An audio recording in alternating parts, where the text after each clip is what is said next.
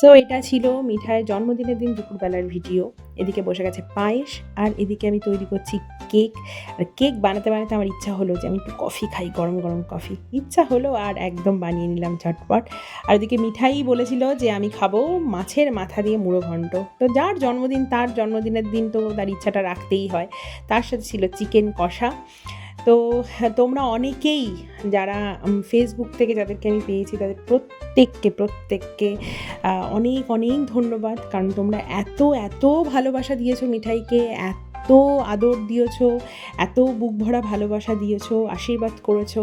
তোমাদেরকে অনেক অনেক ধন্যবাদ, অনেক ভালোবাসা এইভাবে আমার ছোট্ট মিঠাইয়ের পাশে থাকার জন্য, এবং আমাদের ভিডিওগুলোকে এত এত ভালোবাসা দিয়েছো সেটার জন্য অনেক অনেক ধন্যবাদ তোমাদেরকে।